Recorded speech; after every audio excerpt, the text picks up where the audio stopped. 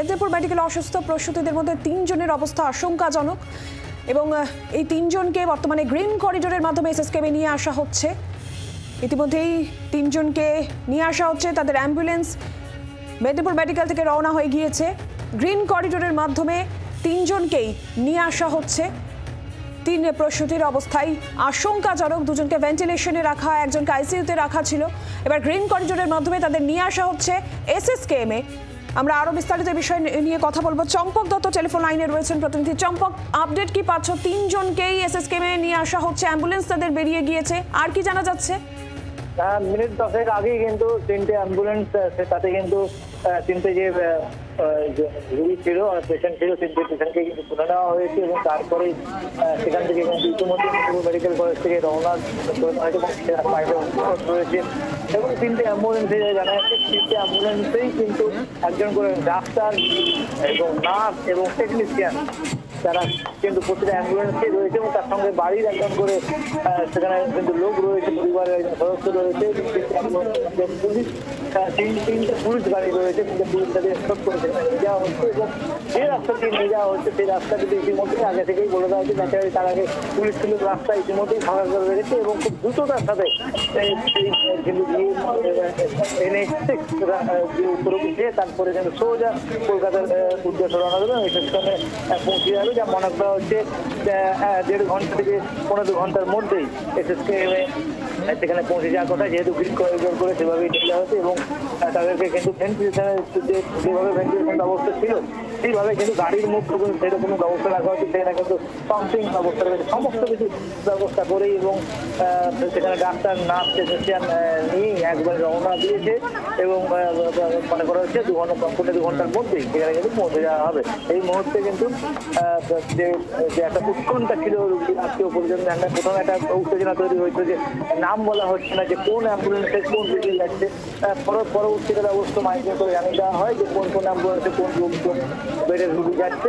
তারপরে খানিকটা হলেও খুব প্রশমিত হয়। এই মুহূর্তে কিন্তু যে অ্যাম্বুলেন্স যেটা রয়েছে, তোমা অ্যাম্বুলেন্স যেগুলো নিয়ে আসা হয়েছিল স্বাস্থ্য দপ্তরে, সেই অ্যাম্বুলেন্সগুলো ইতিমধ্যে রওনা দিয়ে দিয়েছে। যে প্রস্তুতি যারা সুস্থ ছিল মেডিকেল কলেজে, শিশুতে যারা ভর্তি ছিল তাদেরকে ইতিমধ্যেই নিয়ে রওনা দিয়ে দিয়ে চম্পক, ধন্যবাদ তোমাকে। তৎপরতার সঙ্গে নিয়ে আসা হচ্ছে 3 প্রসূতিকে, ট্রমা অ্যাম্বুলেন্স নিয়ে আসা হয়েছিল এবং সেখান থেকেই তাদেরকে নিয়ে আসা হচ্ছে গ্রিন করিডোরের মাধ্যমে এসএসকেএমে তাদেরকে নিয়ে আসা হচ্ছে। গ্রিন করিডোরের মাধ্যমে নিয়ে আসা হচ্ছে এবং সেই অ্যাম্বুলেন্সের মধ্যে একজন চিকিৎসকও রয়েছেন, নার্স রয়েছেন। 3 জন প্রসূতির অবস্থায় আশঙ্কাজনক ছিল। আপনাদের যেমনটা আমরা জানাচ্ছিলাম যে একজন আইসিইউতে ভর্তি ছিলেন, 2 জন ভেন্টিলেশনে ছিলেন। আর এই মুহূর্তে এসএসকেএমে তৎপরতার ছবিটাও আমরা জানবো সরাসরি রনায়েত। এবারে আমাদের প্রতিনিধি এসএসকেএম চত্বর থেকে রয়েছেন আমাদের সঙ্গে।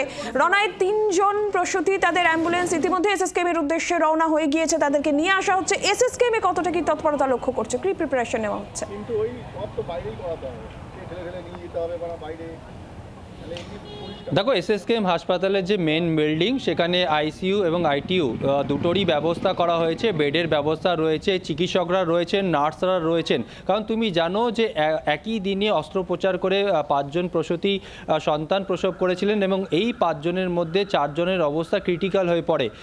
তার মধ্যে 5 জনের মধ্যে একজন সুস্থ হয়ে গেলেও তাকে জেনারেল ওয়ার্ডে দেওয়া হয়। বাকি একজন, অর্থাৎ বাকি 4 জনের মধ্যে একজনের মৃত্যু হয়, মামনি রুই দাস নামে সেই মহিলার মৃত্যু হয়। তারপরে কিন্তু এই স্যালাইন নিয়ে বিতর্ক ওঠে।